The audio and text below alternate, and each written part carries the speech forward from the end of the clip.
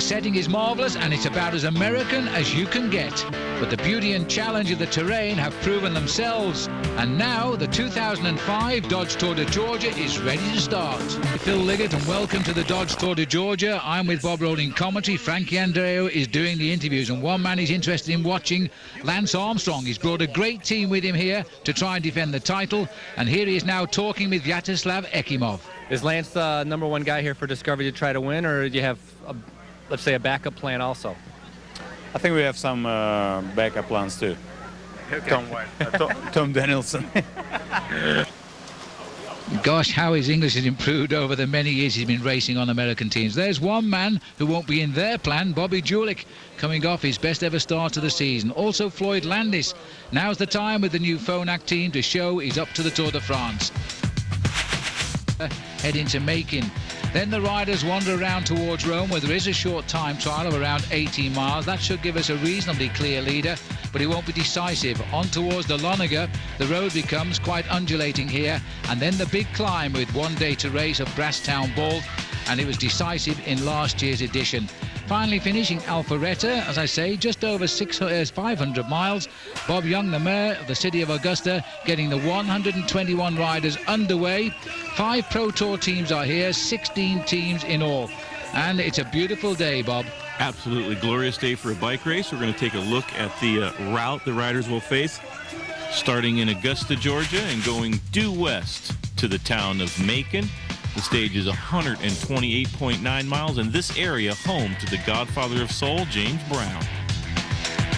And he is a very, very good singer, as Bob Rowe will always tell us. Well, one of the big points about this race is the way the crowds turn out, especially the school children on the state of Georgia.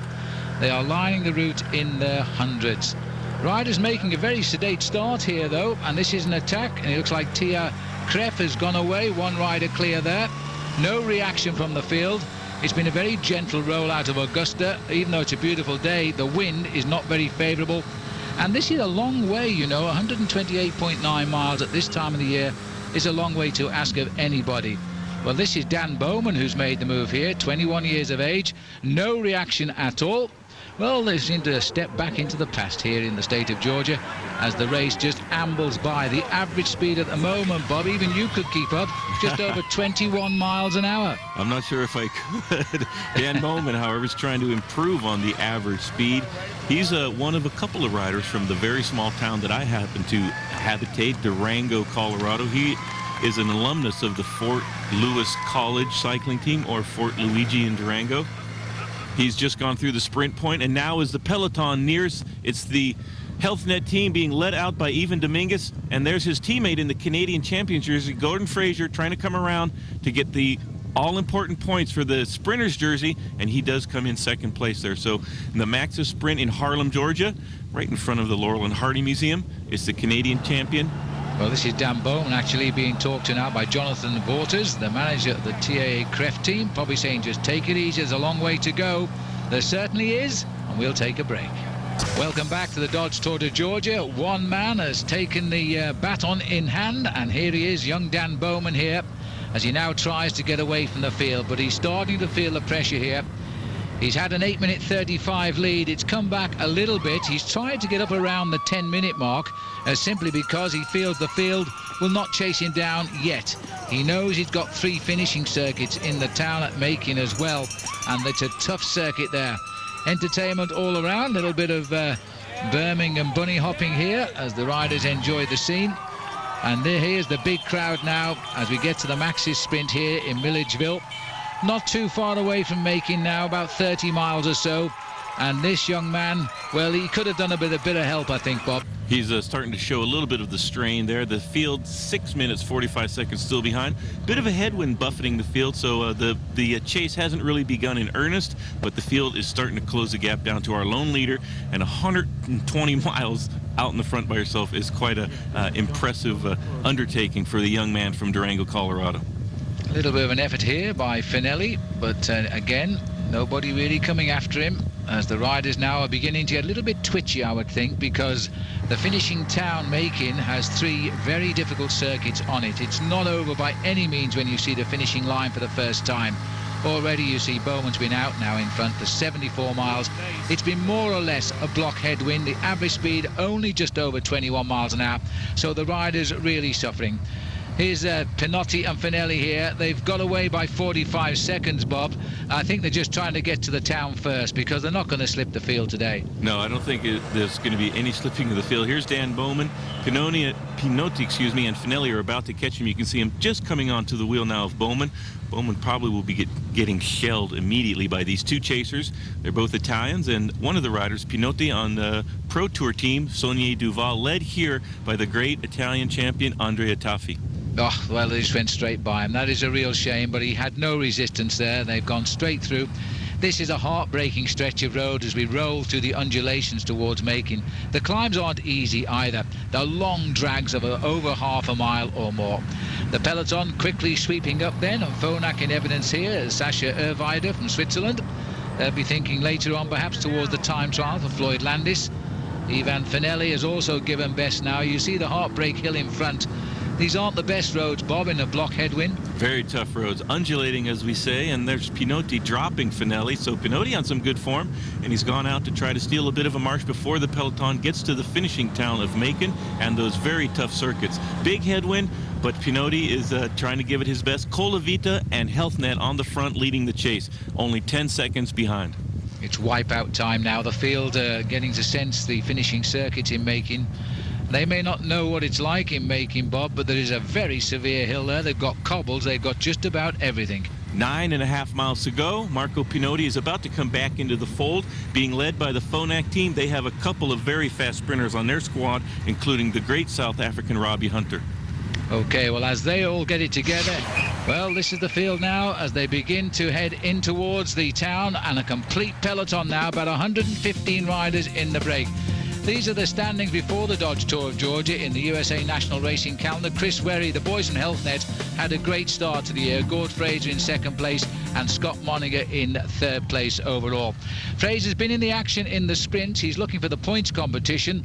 I'm not so sure, Bob, this finishing circuit's going to help him because it's a tough one. 1K to go. You can see the Gerolsteiner team leading out. Peter Vrolik is their fast sprinter, just a few hundred meters now to the finish line. Well, as they swing off the bend here, this is going to be a tough one here now, looking over his shoulder. Robbie Hunter caught out a little bit there, wanted to wheel a bit further, but he's going to have to take this on now because he's got Benjamin Bucks and Napolitano alongside him. But this is a powerhouse sprint by Robbie Hunter, the South African rider. I think he might hold them off here. He's battled well round the circuit, tried to move out the way. Hunter's got it, and I think that's his 4th win of the year for Robbie Hunter of Phonak, and he's delighted with that. Indeed, he got the better of the Australian there, Ben Brooks, who rides for the American Jelly Belly team. Michele McCanty taking 3rd for the new team LPR. Let's hear from Robbie. And I'm happy. I mean, I was feeling really good. I've come out of classics really conditioned, and you know, like you say, the final lap's really hard. Last lap up the climb, the guys were really on the limit. I found myself in a good position, and the team really worked good. Well, that's the overall situation, pretty much the same as the stage result. Dan Bowman, by the way, he came in 112th, losing 4.5 minutes over those last few miles. He is milking the moment. We'll take a break now. Rejoin us for Stage 2. And welcome back to the Dodge Tour de Georgia in support of the Georgia Cancer Coalition. Stage 2 now, another long day in the saddle. Lance Armstrong, all smiles, finishing safely towards the front of the pack yesterday. No time lost and plenty to race for. 15th overall, just dropping 10 seconds on Robbie Hunter, the first stage winner. As always, being mobbed by the crowds. Let's catch up with Frankie Andreo, who's now with Michael Barry. I think, you know, the biggest thing is we want to keep everybody out of trouble and just make sure we're, you know, in the front on the circuits, so there aren't any time gaps. And big goal is to get as many guys in the same time as the leader going into tomorrow's time trial. Lance, you commented yesterday you were surprised with the slow pace of the start. Did that have to do at all with the weather, with the heat? No, I don't think so. I mean, we had that kind of heat last year. I guess last year we rolled out a little bit easy too, but it wasn't that slow. You know, I think they had the breakaway, and a few teams debated on who had responsibility, and it wasn't that, certainly wasn't very interesting. Hopefully today's a little more aggressive. It was your first day in the peloton in a while. Legs come out good, everything fine? Oh, I don't know. They feel okay. We'll see. Today's circuit is a lot harder than yesterday's circuit, and then, of course, tomorrow is they don't call it the race of truth for nothing. So we'll see tomorrow, and I feel good. I didn't have a whole lot of confidence last year going into these stages, and it turned out all right. So I'll try to do something like that again. Judging from the media coverage and the barrage, of course, since you made the announcement, it seems as though not just the sports world, but the whole world was collectively holding their breath. Now that it's out there, is there a little bit of relief on your part? I knew for a long time, so I was relieved when I personally made the decision. It's nice to be upfront and open and honest with everybody and just say this is what's going to go on, and the people have been great, and I think they understand the decision. They understand that while we all may want to ride a little longer, there comes a time where somebody taps you on the shoulder and says it's time to step off. So I'm happy. But no stepping off till the end of the Tour de France in July. He's full on for this race. Robbie Hunter, though, he's the sprinter from Johannesburg, South Africa, signing the autographs. Now looking to his first full day in the Dodge Tour of Georgia's leaders yellow jersey, with just a little bit of red on it, Bob. He's a very tough biker, Robbie Hunter, and he's had a great classics campaign, so he's very fit. Another flat, undulating stage here. Perhaps another day for the sprinters. A little bit tougher than stage number 1, but it's also quite a long stage at almost 123 miles. It is a long way indeed. 121 riders finished yesterday and started, so we're all rolling out today. And I think Lance a little bit bored yesterday, but it might change around today. They're all thinking of the time trial, of course, and this is another stage over 120 miles. There it is, nearly 123, heading to Rome, and the eve of the big time trial tomorrow, where Lance, in fact, set the path for final victory in the Dodge Tour of Georgia. Now, Lance isn't the only man on the Discovery team, so let's ask now, what are the rest doing, Bob? Well, Lance Armstrong has brought some of the stronger elements of the Discovery team here into Georgia. Maybe he'll swing the luck of the team so far this year. Here's an example of the youngsters brought out from the schools to watch the passage of the Dodge Tour de Georgia, and the T-shirts are on the house as well. Action here. This is an attack here from Andrea Taffy. Well, Bob, I knew it wouldn't be long before we saw Andrea on the attack. He's going to pack in this year, and he's had some great stories to tell racing on American roads. Andrea Taffy, one of the stalwarts of professional cycling. There we see Lance Armstrong and a couple of his teammates at the front of the peloton, but Taffy's winner at Paris-Roubaix, Tour of Lombardia, and of course the national championships of Italy. It's going to be sad to see Taffy when he goes away, when he retires from cycling, I think at the end of the Dodge Tour de Georgia. Well, we're some 50 miles into the stage here, and he's gone, and there's no reaction from the field. Again, there's 3 finishing circuits downtown in Rome when we get there. Interesting place to go to, Rome, when you're Italian, Bob. Yes, he's on his way back to Rome. It's not the Rome probably he would prefer. It's actually Rome, Georgia.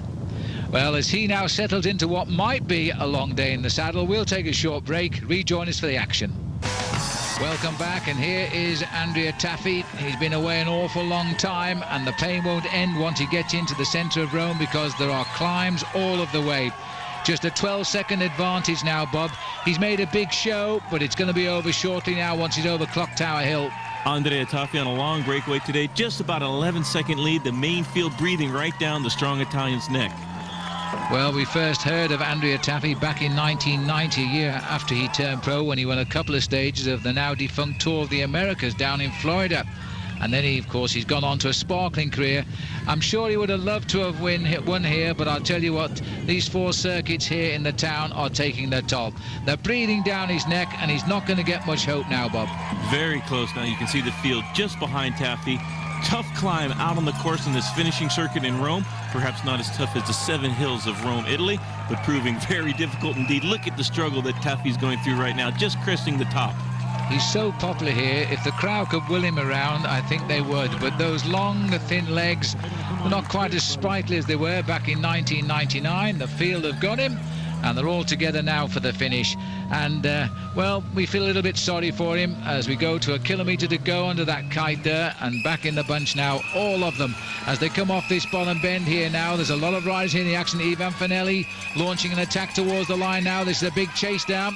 Well, Fanelli tried out on the course yesterday and failed, but he's put himself in a back position at 500 metres. He's going to have to lead them out, and he's lost control of the front of the race now. This is Gerolsteiner coming through. It looks like their sprinter Peter Rollig is trying to have a go, taking on a rider. Armstrong himself was there.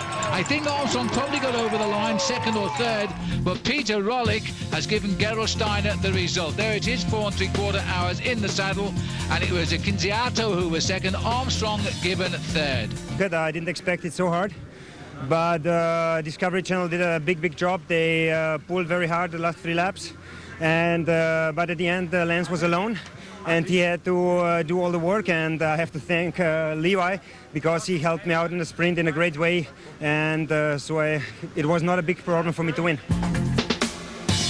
Well, that was his first win, in fact, for almost a year, but Peter Rolik now moving up behind Robbie Hunter to second place overall. But look at that, Lance Armstrong on the eve of the time trial, just 6 seconds off the yellow jersey, lying there in 5th. Well, there's the race leader for the second day, Robbie Hunter. Stage 3 in the Dodge Tour of Georgia, sponsoring the charity Georgia Cancer Coalition. There's the empty start house. There's 120 riders due to come out of that at intervals. This is the race of truth. 18.6 kilometers the route here, based in Rome. It's a circular course. As Lance Armstrong knows, quite literally every second will count. It's not easy either as we go over Mount Alto, which is not too far from the end, just 6 miles to go, and a little kick up towards the finish. Let's join the action, starting here, Bob, with David Zabriskie. Dave Zabriskie, one of the top time trialists in the United States in years past, and he's become one of the top time trialists in all of international cycling. He's got a very good chance here to do something for Team CSC that he's gone over to from last year's U.S. Postal Team. And there is Floyd Landis, one of the pre-race favorites and best cyclists in America, on the starting ramp. And I'll tell you what, this is a big moment for Floyd here now. This is a bid to likely win at the Dodge Tour de Georgia as he makes his start. He's a good time trialist, to say the least. Important moments for him. Here's young Tom Danielson here now, returned from the Italian fold where he raced last year with Fassa Bortolo. Big moment for him because he can climb, and if you can climb and you can ride a good time trial, you'll never be far away from the leaderboard, Bob. Absolutely. Tommy D had a bit of a rough year for Fassa Bortolo last year. As we look at Floyd Landis out on course, Tommy Danielson from Durango, Colorado. It's great to see one of the top cyclists in America out on the roads of my hometown, training day in and day out. Floyd Landis has become a great story in international cycling. He had a fabulous Tour de France last year, leading Lance Armstrong and none other than Jan Ullrich over the last few climbs in the Alps as the race of the Tour de France got towards Paris.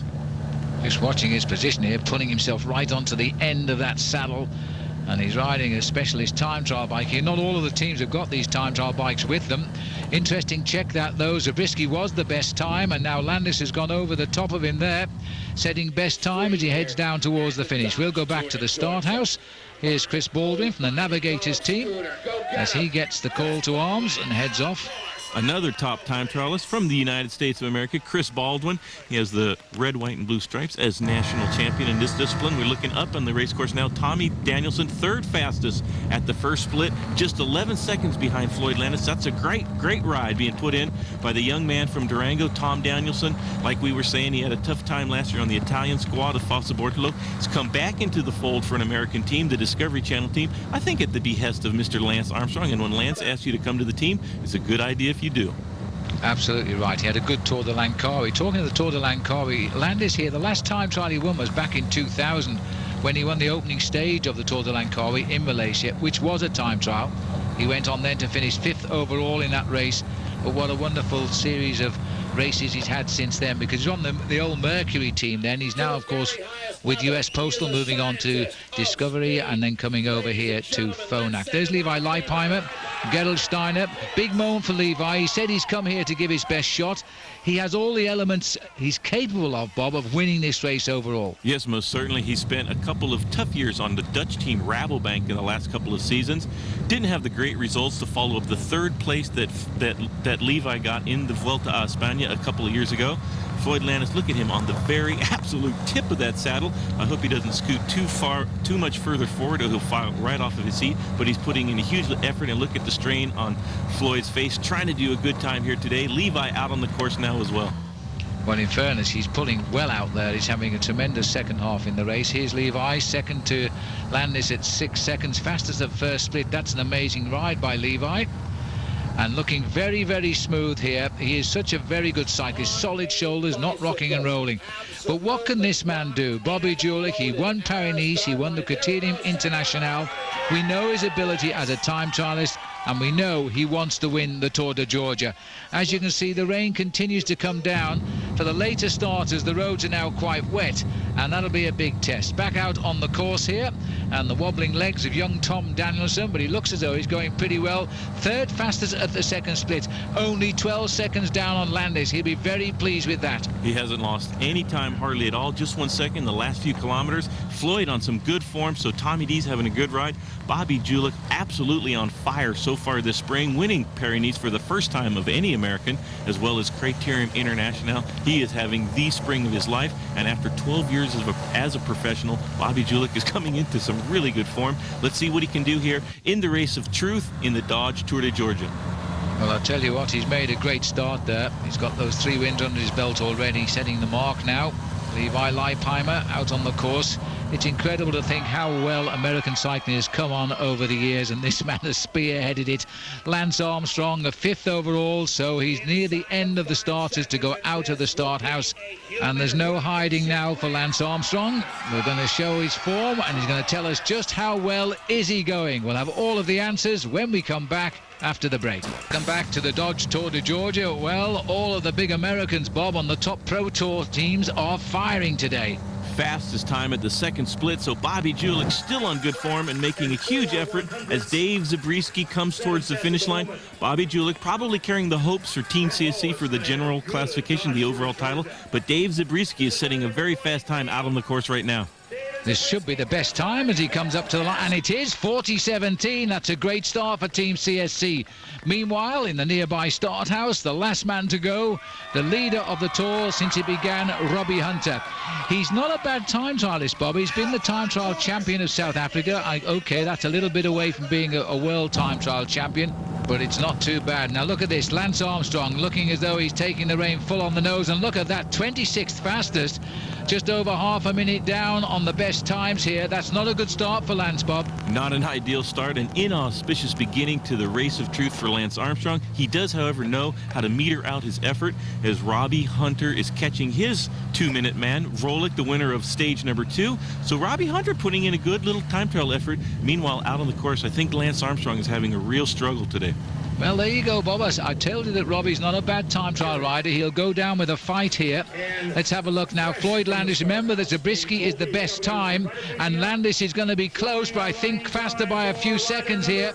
He's keeping those shoulders rock solid as he rides up towards the line. Best time, 39:58, just inside. So Floyd Landis really has thrown down the gauntlet now, because if he gets the lead here, he might well take it down to the finish. Here we see Lance Armstrong out on the climb of Mount Alto. And that's a pretty high climb, up to 1,418 feet at the top. And Lance rocking a little bit, throwing the bike from side to side. He has a little bit overeager fan there running along next to him.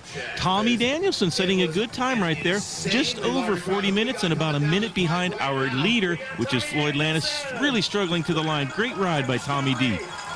Well, this man's going to be a star of the future. I think we're all agreed. He's currently there crossing the line with the 4th best time. These young men have a little bit of growing up to do yet before they jump on Lance's bike, but they'll cheer him nonetheless. Remember, we could be seeing Lance Armstrong racing on American soil for the last time, and that's sad for all of us, but he's going to dance his way up the hill today. I don't think he's firing it yet like the Lance of old in this event, even 1 year ago, but he's more concerned about whether he'll fire in the Tour de France. Big test today for him.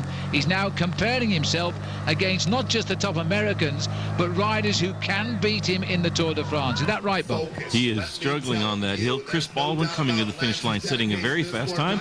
This is really the beginning of Lance's real push towards the Tour, and it's still 2.5 months away, so we'll try to see how Lance progresses throughout the race as Chris Baldwin comes to the finish line with a solid time, just about 40 minutes and 20 seconds. Lance still on the climb of Mount Alto, starting to pick up the tempo a little bit. He was 26 at the first time split. I think he will be trying desperately to close that gap down a little bit.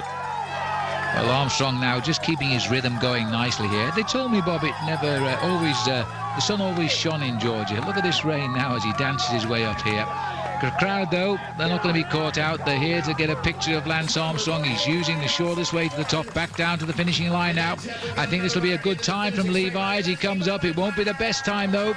Landis's time is safe at 40:48. 5th of those that have finished so far. He might be a bit disappointed with that, but we'll see. As Lance continues out on the course, he's just adrift of the pace. It's not going to be a great time by Lance. He's going to fight for a top 10 finish, I think.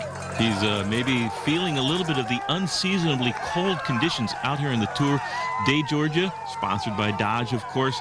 Lance Armstrong loves the heat, finding perhaps the rain and the cold temperatures this part of the season anyway in Georgia not to be 100% to his liking. As Bobby Julich comes to the line with a solid time there, he won't pass Floyd Landis, but that's a solid time for Bobby Julich. He's not going to pass Zabriskie either here as he races up to the line. He'll stay in touch. He's only seconds in it. Let's see what he can do as he races to the line. 40.26. That's going to put him in 4th place at the moment as he comes in, so that's not a bad ride. Just about half a minute off the leaderboard. Robbie Hunter having a job getting rid of Peter Rollick now, seems to have taken him as a marker. This is Hunter then, over the top of Mount Alto.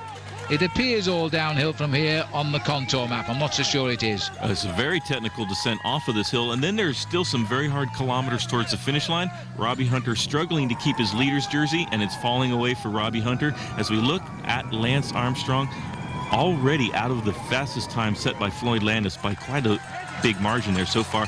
Coming to the line now, over a minute and a half behind at this point. Well, Hunter's lost the lead, there's no doubt about that. Will it go to Floyd Landis? I don't think Armstrong is going to upset the apple cart here because he's already outside 41 and approaching 42 minutes. This will be looking to make him in the top 10. He's 9th best at the moment, a minute and 46. That's a big time loss there to make up on the final climb of this race. Here comes Hunter on his way in.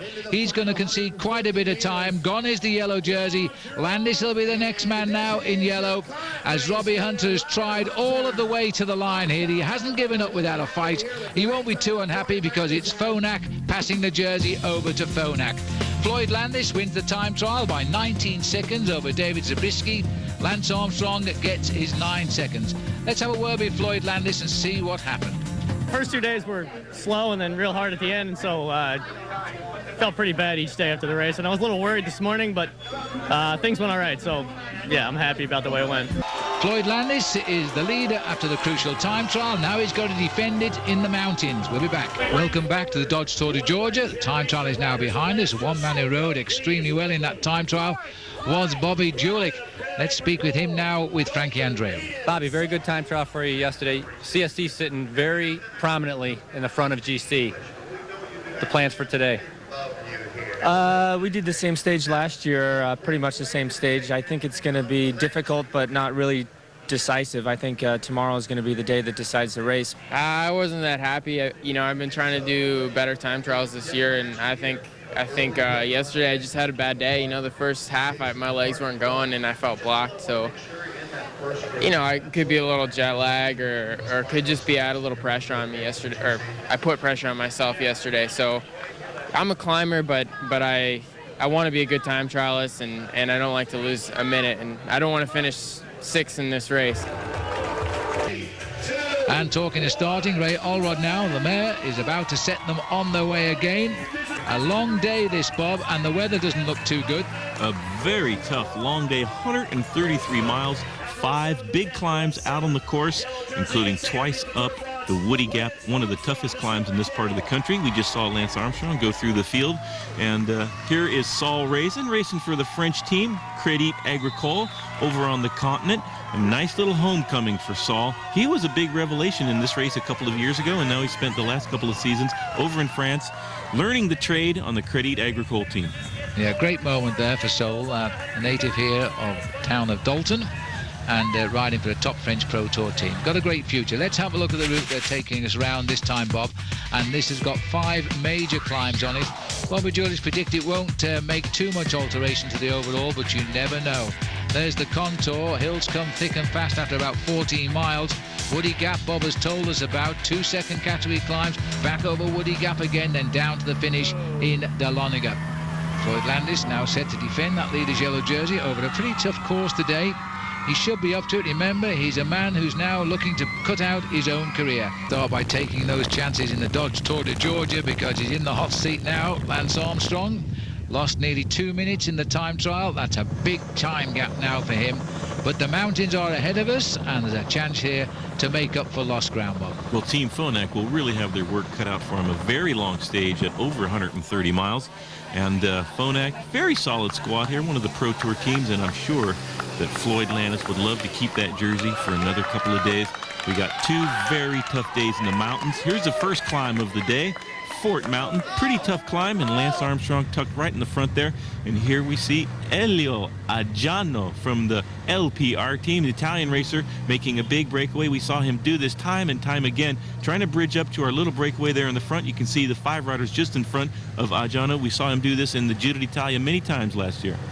We did indeed. Quite aggressive style of racing, Aggiano. The most significant man in the breakaway, he's far left there looking across at the riders, Jose Luis Ribiera on the Discovery Channel. He's probably the best known in the breakaway. He finished a fine 3rd in the Tour of the Algarve in Portugal back in February. Just starting to nudge away as they come up towards the summit of Fort Mountain, a kilometre to the top, just over half a mile. I think at the moment this is under control. Ribiera, well, that's proving his strength, Bob, getting towards the top here. And Pinotti, well, yes, he is the best placed overall because he's been on the attack really since day one. Marco Pinotti there, you can see on the Saunier Duval team as the breakaway sprints for the intermediate sprint into Ellijay, Georgia. And as we continue to course through Georgia, the peloton with Flandis on the front, he's taking no chances here, but it's all under control. We'll take a break. Welcome back to the Dodge Tour de Georgia. Well, conditions have changed now. The car headlights are on. This isn't mist. This is torrential rain the riders are going through. This is Ribiera in the breakaway, nudging away at Woody Gap. 1:38 now. Aggiano going through. But all of these riders just almost working automatically. Now, when you get conditions like this, of course, you really should have the best clothing on. Here's Shells, you need an overcoat today because look at this. And Lance Armstrong back at the team car now, having a little chat with the team to find out what he should be putting on, I think, Bob. Well, he indeed has one of those lightweight vests that Chris Carmichael was talking about over his racing jersey. Lance Armstrong, having seen these conditions go from absolutely miserable to abysmal, some of the worst of the year so far. Big hail, big rain out on the course. Johan Bernil having a talk with Lance, and that looks like the radio that the riders wear. Lance perhaps damaging the one that he had on, and so much rain has fallen, it's making the communication very tough between the team directors and the riders. Well, he's giving him a new earpiece there, Bob, but how on earth do you put it on in conditions like this? I think he'd do better to offer him the ignition keys to the car. What do you think? Absolutely. Much more pleasant in the team car than out on the roads today. Lance putting in his mouth there. Getting back into the field now to challenge the rest of the hills out on the course. 4 more big climbs still to come in the bike race. Well, it's a shame the weather is as bad as this, I have to say, because I know the club cyclists who live in this area keep telling me what a beautiful state just around Dahlonega it is to go cycling in. Looks as though it's drying out a little bit. I can't see this rain going off, and not why we stay at these altitudes. But here's a rider trying to take his cape off. Always a dangerous manoeuvre, not to be tried if you're just a club cyclist. But look at the crowds up here. Despite everything, these crowds are enormous. They've come to see this race, and they're going to stay with it, that's for sure. This is a rather damp-looking Bobby Julich here. Content at the moment. He's got Andy Schleck, his CSC teammate, up front. Lance Armstrong also has his teammate up there, Ribiera, who's riding well in the mountains just now. Here's all the Discovery riders. Lance Armstrong tucked right in behind. HealthNet also at the front. Navigators have Chris Baldwin up there on GC. But here's our leader, Floyd Landis, and his team has done a lot of work today. Chechu Ribiera looming large in the breakaway. A very dangerous man. You can see all of the Phonak riders on the front of the race trying to neutralize this breakaway, and the gap is at 1 minute and 4 seconds over the Wolf Pen gap. But they're doing well now. They've pulled back about 40 seconds here. I don't know if you noticed, that was Robbie Hunter on the front, who for 2 days led this race. Now he's back in a familiar role of being team helper in favour of Floyd Landis, and what a strong man he will be now if he sets the pace. Under control. If it comes down to less than a minute, these team cars will be stopped and they'll have to fall back to behind that main pack. This breakaway, actually, Bob, looks as though it's suffering quite badly now. Well, Chechu Ribiera now putting in a big attack on the Wolf Pen gap there, putting the other 2 riders in the breakaway in instantaneous difficulty. 3 have already been dropped, and look at Ribiera flying up this hill, making a big effort towards the finish line. Chechu Ribiera has taken his wings and is trying to fly up these mountains. Well, this is a good move by Chechu. He's always been well respected by Lance. That's why he stays on the Discovery team, and it was, of course, formerly the US Postal. That was Andy Schleck there, the Luxembourger, who's now falling back, so Bobby Julich no longer has a team man at the front. Rubiera here is now heading to take more points in the King of the Mountains competition, looking very, very good. At a good early season performance he got in February in the Tour of the Algarve in Luxembourg. Here's a counter-attack, and this is amazing because this is going right off the front here now. Big attack here from Jason McCartney of USA, and this is another key car by Discovery. Now that's going to cause a little bit of confusion, I think. Well, they are throwing everything at Team Phonak right now. Jason McCartney, the winner of this stage in last year's Dodge Tour de Georgia. Christian Van de Velde of the CSC rider, another American in the race, and Saul Raisin trying to get things stirred up. See a little bit of chaos now in the field as Phonak tries to control all these attacks. Well, Saul Raisin, of anybody in this pack, knows these roads the best, and he's not going to take kindly to other riders coming onto his training ground and dictating the pace to him. He's done well to get across to this group. 3 riders, 3 Pro Tour teams representative. Meanwhile, up at the front, the lone leader now is ridden away from the other 5, Jose Luis Rubiera, looking very, very strong indeed. More King of the Mountains points awaiting him at the top of this climb. Will he stay away? We'll take a break and find out soon. Come back to the not-so-sunny Tour de Georgia now as the riders continue to course through the mountains. Reports reaching us, a lot of riders are giving up today.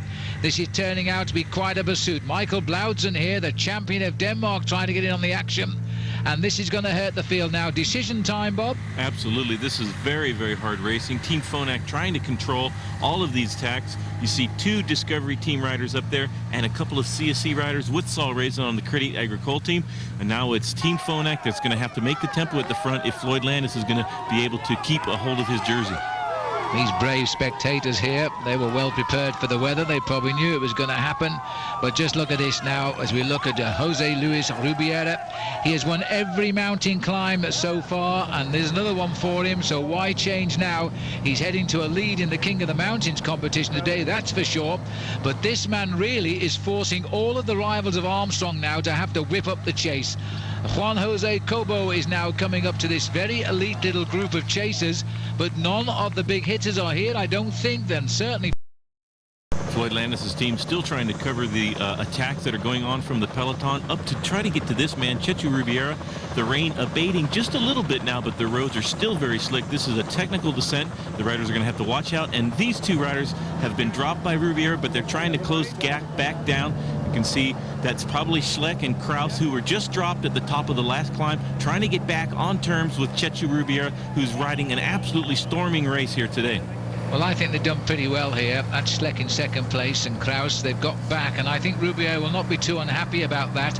He knows he can dislodge them on the way up, but he might need a little bit of help here once they're on, dare I say, flatter roads, because there aren't too many flat roads in this region. And this is a stunningly beautiful state, but I have to say that's in the sunshine, Bob. Yes, absolutely in the sunshine. Today has been miserable out there. Very tough conditions, big climbs out on the race. The legs turning absolute to lead when it gets so cold and rainy like this. The water seeping into the muscles, and it's a very tough day for the riders out on the road. Here's Floyd Landis, still looking pretty good there at the front of the bike race. HealthNet has also come to the front to do a little bit of, and look how small that group is now. He's trying to get across. Rubiera and Kraus now the last 2 riders left in the front, and Schleck has just been dropped. Out to the action here now, and this is Levi Leipheimer here, just having a little word with Discovery. What are we going to do about the breakaway? Well, Rubiera is up front. It's been a very good day, in fact, Bob, for Discovery. They've had a man in every move. Discovery very aggressive there. Jose Azevedo, the ace in Lance's quiver during the tour. Here is Rubiera still in the front with Kraus, and Rubiera doing the brunt of the work now, getting towards the top of the last climb of the day, back up to Woody Gap. Just looking at Johan Brunel there, talking with Kraus. He's probably just telling him to just stay in there because he needs him as much as Rubiera does right now to keep this pace going nicely, be the distraction, if you like, from the main field. I didn't think that Floyd Landis was under any pressure, but we'll see. There's the main field, what's left of it, Bob. Less than a minute now behind, and that's a good time gap. But there are now many riders behind the race today, and I would think quite a lot of them in danger of elimination. Well, Team Phonak has vanish off the front of the race. This is when they should be doing their teamwork, but it's Sonia Duval now. Lance Armstrong there looking at Floyd Landis, checking out his form, seeing if there's any chinks in the armor, seeing if there's an opportunity to attack. But Discovery has been very aggressive today, putting Floyd Landis and his Phonak team in a little bit of danger. Well, there's the look as it came from Floyd Landis straight at the camera, and on his right was #1, last year's winner, Lance Armstrong, coming up to the last half mile now, second time up Woody Gap here. And then once we're up here, it is basically all downhill towards the finish, then a little climb up into Dahlonega. And this is going to be a great day out, whichever way you look at it now, for Rubiera. He has won every climb, and once he's over the top of Woody Gap, he'll have netted the lot, and that for certain is a good lead in the King of the Mountains. Andy Schleck, he's dropped back finally, and this time being swept up now. His own CSC teammates have had to control the head of the field, thinking now of Bobby Julich. Floyd Landis, it looks to me, Bob, as though he's having to use the other teams here now to hold his position. Well, not an admirable position, not desirable for Team Phonak to have Floyd, the only man from the team left by himself in the front group. If he has a mechanical or something, of course, that would be a big problem for Team Phonak. So far, Floyd riding very well, but using a little bit too much energy, perhaps, when you think about the stage tomorrow to come up to the top of the Brasstown Ball, a very tough climb, perhaps the toughest climb in this part of the country. Back up to the leaders, Chechu Rubiera still leading as he has done throughout this whole breakaway and all day through the mountains of North Georgia. Heading up now to what will be the leader's jersey in the Georgia Power King of the Mountain competition for Chechu. Here's the race behind now. CSC are obviously thinking here of Bobby Julich. Got the first two riders. The second one is wearing the Champions of Denmark's road racing colours, but he's still a member of CSC, Michael Blaudsen. And then Sonia Duval, they've got big men up here. Quinziato is the best placed overall. Pinotti is also in that team. So too, of course, is Taffy, but Taffy is gone today. I think the aging legs found the cold, chill air of the mountains a little bit too much. And look at that, Rubiera has had friends, got rid of them, they've come back, or at least in the case of Kraus here, but he's been out front battling this for 99 miles. I think that's the benefit, Bob, of having great team riders on your squad. While they all watch Lance, it's the others who attack. Absolutely attacking day by putting in by the Discovery team. Sonia Duval leading over the top of that. They'd love to get a stage win here in lieu of maybe a high up place on GC on the podium. So racing pretty hard for that. CSC doesn't have anybody now left in the break, so they're going to start attacking Floyd Landis a little bit more. Floyd has done a great job, admirable job, staying right in the front and defending that leader's jersey while the other teams have tried to attack all out. Rubiera clinging on to a pretty slight lead right now when you consider most of the remaining kilometers are downhill, rolling, and some flat roads, but not a very easy position to stay just 30 seconds ahead of the field. But Kraus and Rubiera are trying their best to do that. Yeah, Sven Kraus was welcome when he came back there, and Johan Bernier was right. They needed what help they could get. Schleck didn't have it. He's gone back. There's the select bunch of riders down there.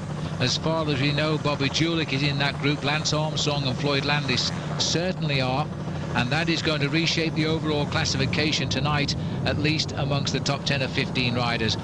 Twisting descents here in Georgia, beautiful racing road, one has to say, and thankfully now as we drop down to lower levels, the roads seem to be drying out. Now what's this? A shake of the hands, because they know the white flag is flying. They're about to be swept up, and the chase group now, not too sure how many's in there, Bob, but it's now everything to race for, perhaps for the overall lead. Here they come. Here's the catch right now. Sonia Duval, as they have been doing the last few miles, on the front of the peloton.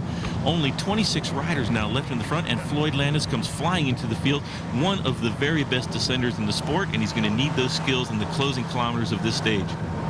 Well, that's a fine piece of riding, though, by Rubiera. He's done enough. He's won every climb, all 5 first places today to him, so a clear leader in the King of the Mountains, and a very select group this now. Rubiera do well to hang on to them. Oh dear, the mist is still there, even if the rain isn't, so it's not over yet perhaps for these riders. And although it is basically downhill, the contours always show it straight down, but of course there's always the ups and downs before you get to that line. And it looks as though Phonak are going to have to work hard now for Floyd Landis, and I'm not sure how many riders, if any, they've got here. They might all be out of the back. You can see Floyd Landis with Lance Armstrong right on his wheel. Gap starting to open up a little bit now. And here we see a little group getting off the front, 4 riders, including what would seem to be Rubiera all over again. Perhaps that's another Discovery team rider. And here come the attacks now, thick and fast as we get towards the finish in Dahlonega. Actually, that looks like it might be Ekimov down there now as he tries to shape this. 4 riders getting away. That's Pinotti, I'm pretty sure, who's gone. Let's have a closer look. It is. So he came up in that group. He was riding very well. He has been since that aborted breakaway attempt on the first day into Making. But now Ekimov, who doesn't win many races in a sprint. He has to go alone. He's an ex-pursuiter, of course. He's a man who wins alone with high-end speed. But he's getting older too, and he can't shake everybody. And this could well be a CSC ride. That looks as though it might be Brian Van Borg. Well, if it is, Brian Van Borg, to my knowledge, has never won a race, and Ekimov taking a good serious look at him here. But he's no stranger to the roads of Georgia, Van Borg, because he finished 9th in this race last year without getting a stage win. Big moment for CSC. I tell you what, if they pull this one off, that has been something out of the barrel, because they've been on the defensive all day. The thing about Vyacheslav Ekimov, he's a strong man, but he can't sprint. Well, maybe you'll find it now. There's a little rise up to the line here. Van Borg is far too strong. He's read this one to perfection. This is a great win for him. Brian Van Borg gives CSC a bonus victory. Discovery end a great day with second. Third there will be Marco Pinotti. And here's the chase and the rest. Just a handful of seconds. There'll be no change overall here, because Landis is safely in that group. It's Van Borg who gets the win with Ekimov and Pinotti. McCartney gets 4th. That'll give Discovery the team today. Let's speak with Floyd Landis. At the end, Sonny Duval wanted to try to win the stage and almost made it, but yeah, fortunately there were some people with some other interest, because Discovery wasn't being very nice to me, I can tell you that. Well, there it is. Brian Van Borg, the stage winner, and in fact 29 riders out of the race today, 13 of them eliminated on the delay. Landis keeps the lead, though, by 19 seconds over Zabriskie. Bobby Julich is in 3rd, Leifheimer 4th, and Tom Danielson there in 5th, exactly 1 minute behind Floyd Landis. So there we are. Welcome back to the Dodge Tour de Georgia, and Floyd Landis is still in the race leader's yellow jersey, but today he might have a challenge. Here's Frankie with Tom Danielson. Tom, an epic day yesterday. You recovered okay? Yeah, yesterday was good. The team was amazing, and the stage was pretty difficult, but not too bad. So I think that maybe that's a good sign for today. This final climb is very steep. It suits your style. You got to make up about 19 seconds. You'll be able to do this. I think so. It's what I like to do, and I'm here to do a job. And you know, whether it's the boss or me, you know, we're here to do a good race for Discovery Channel. So we're gonna do our best. Didn't do the race last year, so I'd never done Bresson Bald, but generally another kind of person has to see the climbs 5 times in order to know it, in order to do well on it, I should say. But I don't think the climb is the challenge. The challenge is the race, the other racers. So we'll see what happens. Oh, I'm not so sure about that. The finishing climb is an absolute brute today as the race gets underway. Inside 100 riders left of the 121 that made the start originally. 5 days ago now, they just got 48 hours more of the Tour de Georgia. And at the race itself, without doubt, this is the Queen stage, the key to the whole race, I think. And the Floyd Landis, perhaps he should have seen the route, because it's a tough one. It is also a long way, but basically it's the climb at the end which gives us all of the results. It's a long way at 113 miles, and look at that climb at the end. It's an ore category, that means it's outside classification. It is the Brasstown Bald, and it takes us up to 4,784 feet. And these foothills, Bob, equally are tough. A very, very tough stage out there for the bike racers today. Some early attackers going off the front just to start off the stage, but they're going to face an incredible challenge. Big climbs before we get to the toughest climb of the whole race. Tim Johnson in that little breakaway there. He's on the Jelly Belly squad this year. He used to race for Sonia Duval over in Europe. Very tough professional. There we see Vyacheslav Ekimov just about won the stage yesterday.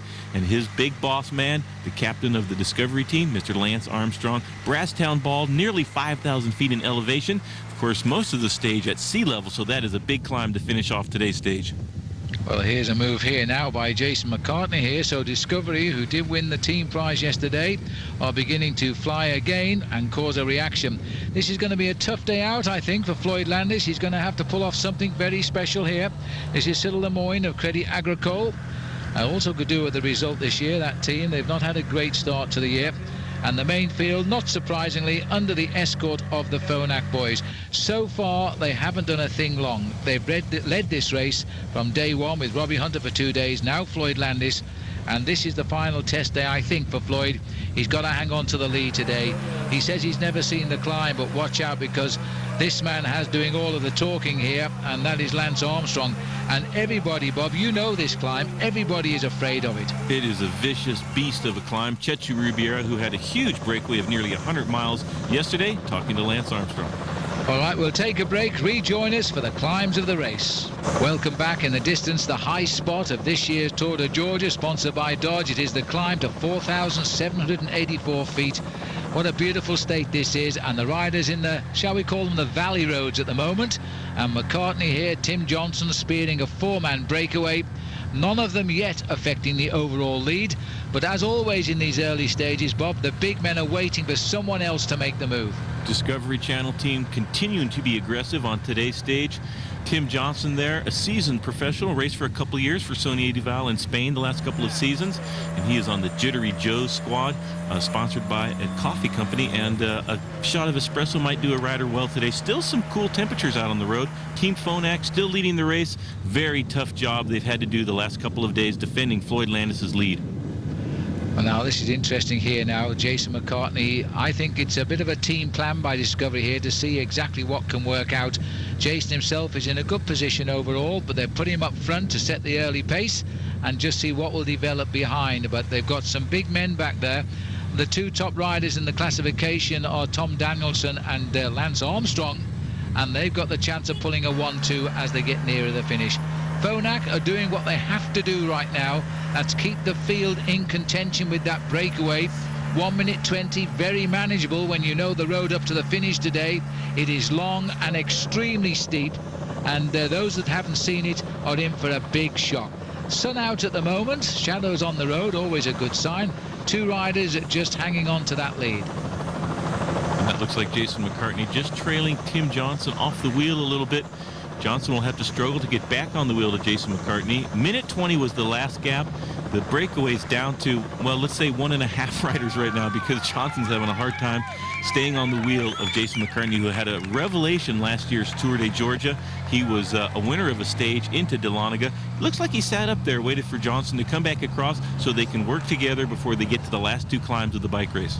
Well, he's a very wise man, because once he's got the points in the King of the Mountains, remember, he's defending the lead in that competition to Rubiera, his teammate. That looked like Ekimov having a little dig through on the inside, and so he's taken the points not necessarily for himself, but to stop anybody else getting them. Well, we're making our way through the trees here and heading to the high spot, which is shrouded in cloud. Brasstown Bald, where we know there'll be thousands of people waiting. It was Ekimov. Here he is. He's been joined now by Michael Blaudsen, the champion of Denmark. Rubiera has come up, which is interesting. I bet he gets the third place up the climb then, and that will keep him right in the lead in that King of the Mountains competition. Not a lot in it, but I'll tell you what, Bob, Discovery are now riding as a team as well as I've ever seen them. Very, very aggressive riding. Usually what they do is set the tempo. What Phonak is doing now, they're accustomed to being in the leader's position of the race. That responsibility now falling to Floyd Landis' team, Phonak, and so the Discovery team, who can see what they can do when they're an attacking team, Ekimov and Rubiera and McCartney all on the attacks today, not being very kind to Team Phonak. Indeed, that's what Floyd Landis said at the end of yesterday's stage, and they've come out fighting again today. Well, it's good to see Tim Johnson in the thick of the action here, the Jittery Joe's Kalahari rider. And Ekimov, well, I was about to say he was doing well, but it looks as though the elastic has snapped on this climb. He got his man away, which is his aim. He got Rubiera up into this front group. If Rubiera goes over best of the rest, as it were, behind the two leaders, that'll give him all the points he needs to keep his lead in the King of the Mountains. Here we are, Hogpen Gap. This is the first category climb now, and this is another tough one. Tim Johnson riding extremely well. I've seen a lot of Tim this year racing around the world, and it looks as though he's keeping on to that good form. Good pacemaking too being done by McCartney, who's also riding extremely well since coming across here to Discovery. He had a great ride last summer to qualify for the United States Olympic team in Athens. So this is a racer on the ascendancy, putting Johnson into some serious difficulty. Now, of course, Jason will get the word that his teammate, Chechu Rubiera, is coming across now. So Discovery is really attacking Floyd Landis hard. Phonak down to 2 riders trying to do all the work for Floyd Landis, and they are in a bit of danger now to lose that jersey. Now Floyd Landis has clung to for the last couple of stages. Jason McCartney looks like he's going to be caught now by the main field, being led by the Phonak team, but it's a bit of a breakaway, and Lance Armstrong now coming to the front with Bobby Julich right on his wheel. So the smooth pedaling Lance Armstrong here now. I wonder if he says anything to Jason. Probably will say good job, because he really has done it. He's allowed Armstrong to ride more or less in the shadow of the pack, and now put in a move here. This is very, very serious, because look, Landis is on the back, but Tom Danielson is here, Leipheimer and Julich. Heck, Bob, has anybody missed the break? I don't think any of our pre-race favorites have missed a break. Jason McCartney being asked to set a very tough tempo now, and that's what he's doing. He's putting his nose down and going just as hard as he can. Lance Armstrong now coming through. Bobby Julich on Lance's wheel. Tommy Danielson tucked in there nicely, and Floyd Landis, now he has to defend by himself. No more Phonak teammates left, and there's Levi Leipheimer also making the juncture. Leipheimer will be happy with this. He's read it perfectly well. There's Danielson tagged onto the back. I have to say, Bob, that the way Lance is riding now, he is looking to get Tom Danielson in the race lead rather than Danielson helping Armstrong. Well, putting both of Bobby Julich and Floyd Landis into serious difficulty now. Lance Armstrong doing the teamwork for Tom Danielson, who's just 1 minute behind our leader, Floyd Landis. Landis trying to get back across that gap, and Bobby slips some gears there, a bit of a mechanical problem. That's an absolute disaster when you're already suffering to have your bike start to fall apart on yourself. And Bobby's now going to have to get off. Maybe his rear wheel, he's going to get a whole nother bike and try to get back into the front now. Very discouraging moment for Bobby Julich. That is tough when you get on somebody else's bike. Completely different position. He's on the wheel of David Cañada, who's also dropped there a little bit earlier, and Lance Armstrong not waiting around for anybody, towing his teammate Tommy Danielson up in front of Floyd Landis, and in a desperate struggle now, Landis trying to get back to our leaders, led by none other than Lance Armstrong. Welcome back to the Dodge Tour de Georgia Stage 5. It is now showdown time as we head towards the top of Brasstown Bald. This is a massive climb, and the strongest man by the end of the day could be the winner of the Tour. Right, Bob? Absolutely. This will decide the GC, generally speaking. Lance Armstrong defending last year. Look at Floyd Landis coming back to the front group. Tommy Danielson looking back. Levi Leipheimer is there, but the man in the front is Lance Armstrong now. He's a bit behind on GC, so he's doing the work for Tommy Danielson. Well, Bobby Julich, the man missing out with that broken gear. Let's hope he gets back. The Georgia looking here, the group has swelled a little bit now. Armstrong, for the moment, has been tamed, as has Tom Danielson and the rest of that breakaway. And this looks like Christian van der Velde, who's gone clear. Christian van der Velde putting in an attack. We haven't spoken much about Christian so far this year, but he's having a good ride today out on the hardest stage of the race. Of course, Lance Armstrong and Tom Danielson from the Discovery team still in the front group. Floyd Landis having to do a tremendous amount of work by himself, no teammates left. Azevedo still in there for Discovery Channel, and Tommy D talking to the big boss of the peloton, Lance Armstrong. I don't think you could learn from anybody better. Michael Blauzoon, Team CSC, still in there, but we haven't seen Bobby Julich after his mechanical on the last climb. Well, poor old Bobby Julich really did have rough luck there, but now we're seeing this move by Christian van der Velde, and he's starting to pull away. You know, he might be profiting here by the big riders at the head of the classification marking one another. It's a chance to slip away and get a well-earned stage victory, but of course this brute of a finish today, anybody that can stay away will be superhuman. And a lot of pace being made now in the main group here. The big three, Acevedo, Armstrong and Danielson.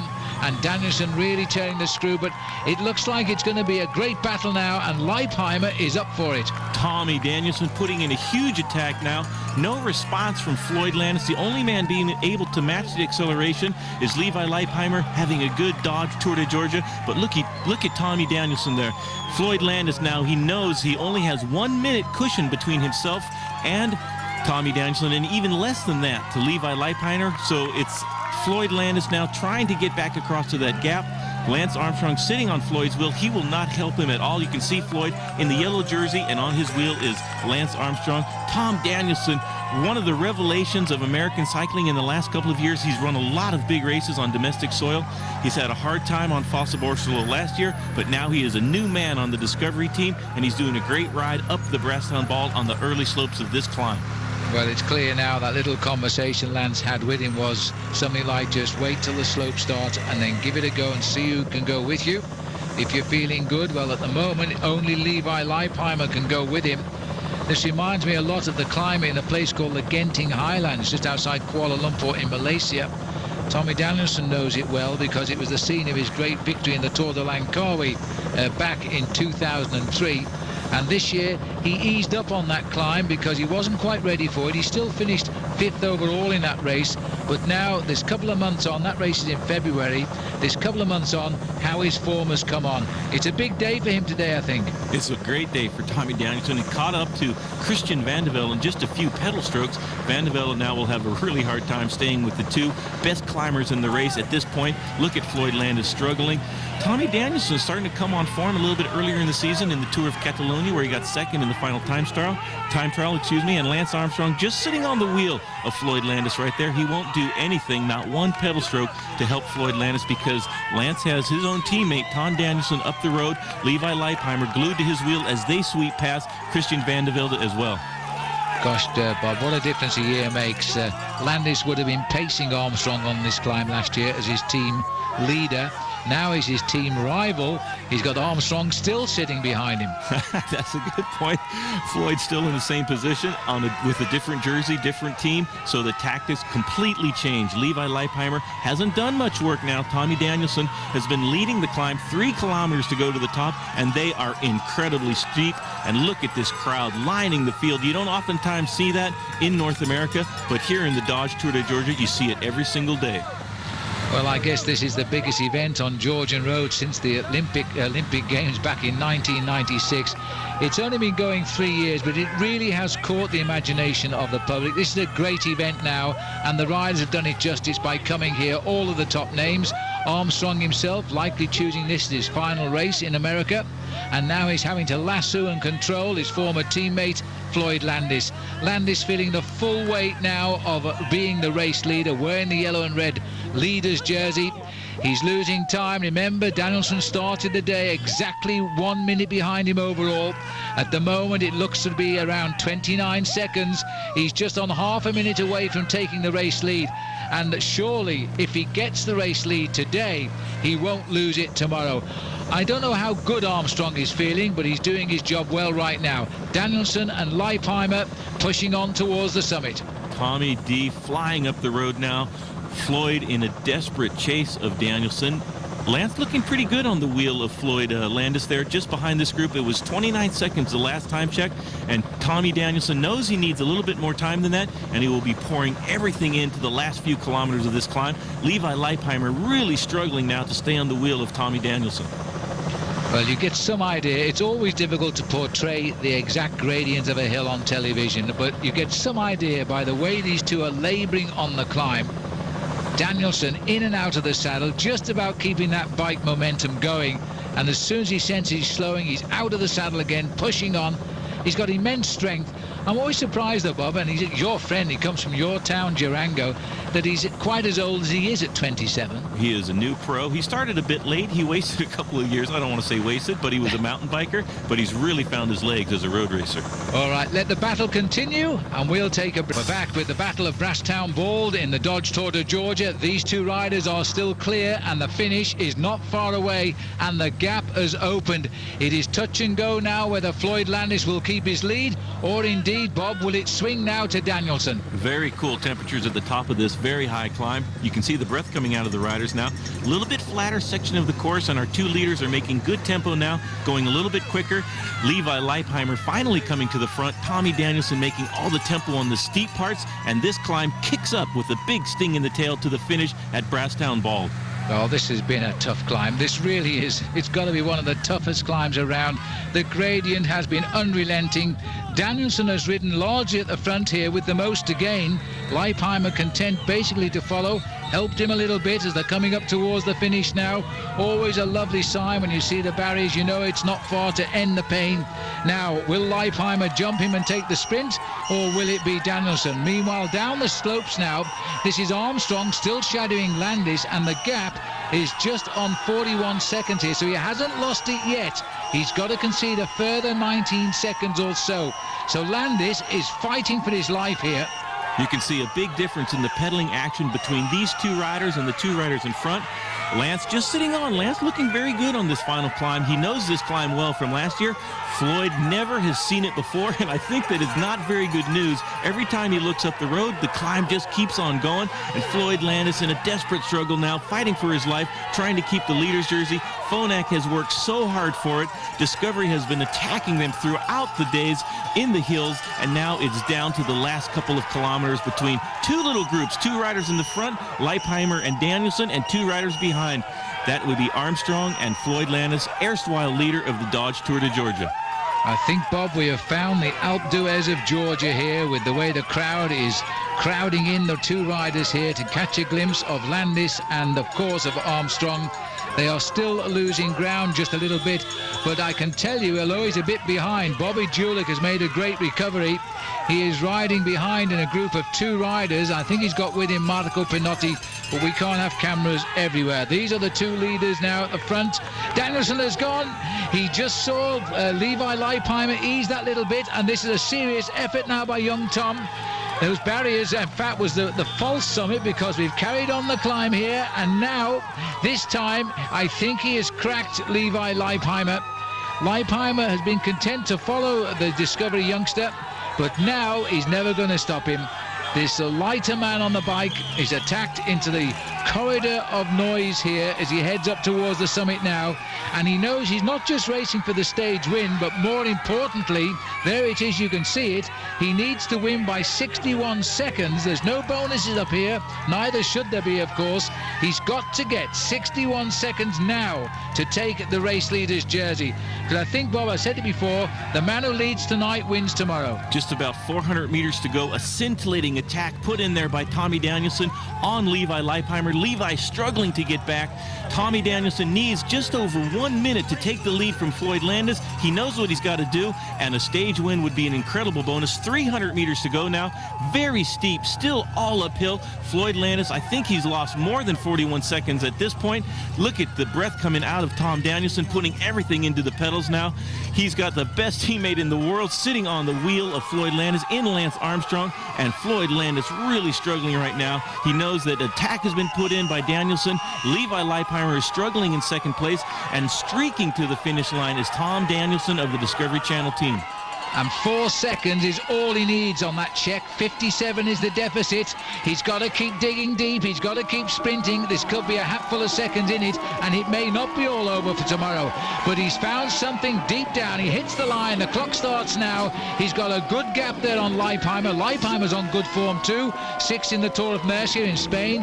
5th in the Criterium International in France. Leipheimer comes home in second place. Just 13 or 14 seconds on the line. It looks a bit slower back here, I have to say. Landis has been forced to do all of the work. 59 seconds, 2 seconds in the difference, and I think we're safe to say he's going to concede that on the ride to the line. And I suspect that Lance Armstrong will... he must have heard me commentating, because Armstrong has gone as well, Bob. He's taking a march now from Floyd Landis, leaving Floyd for dead, floundering in his wake there. You can tell that Floyd desperately out of energy now, trying to conserve only 2 seconds in the last 150 meters of this race. The gap is 59 seconds. Tom Danielson is 1 minute and 1 second behind. Lance streaking to the finish line. Floyd Landis still struggling to come across. Here comes Lance Armstrong to the finish line in third place on the stage.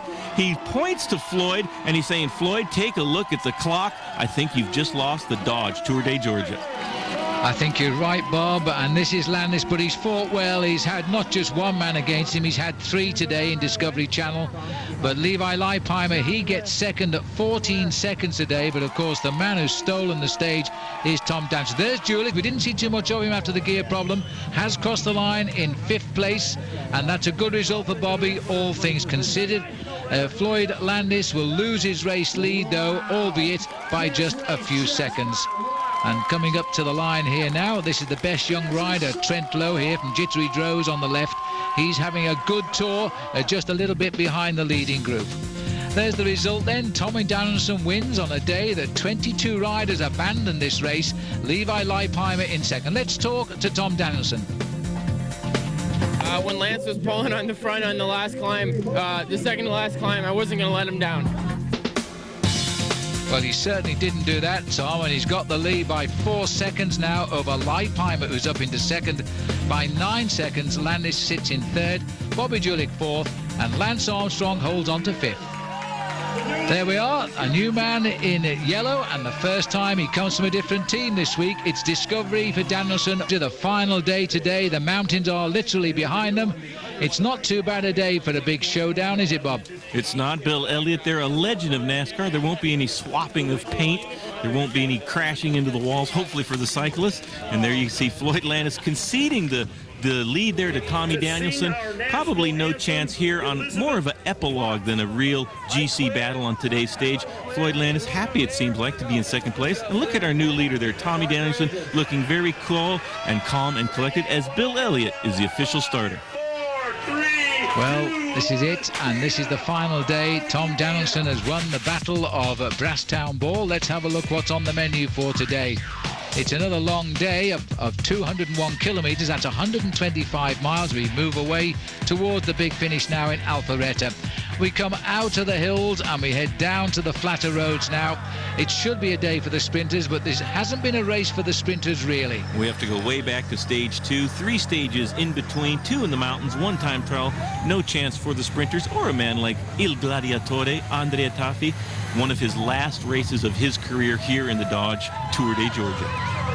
Yes, and indeed, only 83 riders of the 121 surviving for this final stage. And there's one of the sponsors of the Dodge Tour de Georgia, the Union Bank, and the riders paying homage as they race by. Still in tight formation. You can tell by the clothes they're wearing, though. This is a chilly day, and they don't trust the weather anymore in Georgia, Bob. 6 degrees Celsius. That is not very warm for Georgia any time of the year, especially not here in April. And we can see the Discovery team now doing what they're so accustomed to doing in the Tour de France. Here's a big attack by Sonia Duval, but Discovery on the front. Now they're leading this man out, Tom Danielson, the current leader of the Dodge Tour de Georgia. That's right, and Rubiera on the front there won that King of the Mountains title in one great day 3 days ago when he won all 5 climbs. Lance Armstrong, deep down, I think he'll be happy with the way his race has gone. He has been the domestique, a man to be a domestique for Tommy Danielson, but we'll see what happens on this last day. Danny Bate here now, former world champion, trying to get up to the leader. And this is Sven Kraus. We saw him in action a couple of days ago with Perez. And I think this might be a day for the riders who have lost hope of overall to try and slip away and steal the stage. 25 seconds the gap. The Discovery team won't worry too much about those 4 riders very far down on GC. Andrea Tafi trying one last chance to win a stage. They have almost half a minute lead as they get to the finishing circuits here in Alpharetta, Georgia. Tafi in second position there, just making as hard a tempo as they can to try to stay away from the field, who's being led at the moment by the Discovery team. Some of the sprinters teams are going to have to come forward, however, if they want to chase this breakaway down. This is a magnificent crowd here on the finishing circuit. Tom Danielson, I would think, will get shudders down his spine here as he races into town, because he's not going to be beaten now. Nobody has got away. There's a handful of riders. That was Rubiera also trying to ride off the front. But this is just a huge attacking race now for the sprint. Now, the HealthNet team are still looking for a stage win, Bob. They came here threatening because they've ridden so well throughout American cycling this year. And frankly, they've got Greg Henderson hopefully to win the points, but we haven't seen them at the head of the race really throughout the 6 days. Here comes a sprint now to the finish line, being led by Gord Fraser. Gord Fraser taking it to the line for the HealthNet team. He won the stage last year, coming around the last corner in the champion of Canada's jersey there. That's Gord Fraser taking a great stage win for the HealthNet squad. And the man with the double arm salute behind him, Greg Henderson, he will win the points competition of this race. There's the result. It was a 1-2 in the end then for HealthNet, which is what they threatened to do. Fraser over Henderson. Aurélien Clerc of Switzerland gets third. Napolitano is in 4th place. So the Health Net boys forcing themselves back on the scene there with Henderson winning the points competition. Let's go to Frankie Andreou now as he talks to the governor of Georgia, Sonny Perdue. Governor, unbelievable day today. Have you ever been to a bike race? This is my first time at the final stage. I had no idea what kind of strategy was involved, what kind of excitement in these final 6 laps. It was exhilarating. Indeed it was, and Gord Fraser relieved here. He won this stage last year. Let's go back to Frankie with Levi. Very happy we came. It's been a great race. The public was amazing. The climb yesterday on Brasstown Bald was epic. It was reminded me of the Basque fans in the Pyrenees of the Tour de France. So if you haven't seen it, Brasstown Bald, come next year. It's incredible. Calling it a career, Andrea. It sounds rather steep. Here's Andrea Taffy saying goodbye to an audience to which he's entertained since 1989. He got the most aggressive rider. This massive crowd enjoying the occasion, and it is probably the biggest crowd of the whole 6 days. Here's the champion team. Of course, it's Discovery Channel. They rode superbly. And they, in fact, got the better of Bobby Julick's team CSC by 1 minute and 11 seconds. Trent Lowe rode extremely well to get the Best Young Rider award. Trent Lowe is an Australian and rides here for Jittery Joe's, just 31 seconds over Saul Raisin, who comes from Dalton. And Greg Henderson, finishing second, almost got maximum points, was a clear winner in the points competition, former world champion on the track, getting the better of none other than Lance Armstrong by 16 points and 19 points over his teammate Fraser. Jose Luis Rubiera, he did it all in one day to win the Georgia Power King of the Mountains when he got those 5 mountaintop victories.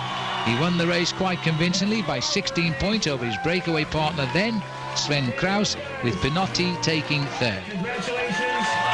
But the big prize, as always, is for the race on time, and the man who got round the course in the best time, Tom Danielson. That's some trophy, that, I must say, as Tommy Danielson gets his first really big victory in the United States, beating the top American riders, Leipheimer, Landis, Julich and Armstrong. That is an incredible finishing result. I'm just very happy to be here with Discovery Channel and a home which, you know, this team, I can see myself for a long, long time. And I'm very proud to be here with them and with Lance and with Johan. And I owe this victory, you know, to the team. They were incredible today, and to Lance and Johan for believing in me and giving me this excellent opportunity to be with them. Gosh, Tom, and I thought it was Bobby Roll down in Durango that gave you all those tips. Well, you're now leading the national racing calendar, 570 points, 60 better than Chris Werry, with Gordon Fraser in third place.